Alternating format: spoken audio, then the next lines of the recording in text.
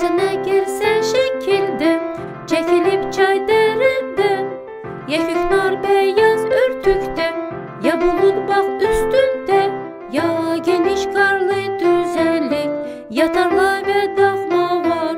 Bu şekillere diyerdik, bu ki mənzərə dostlar.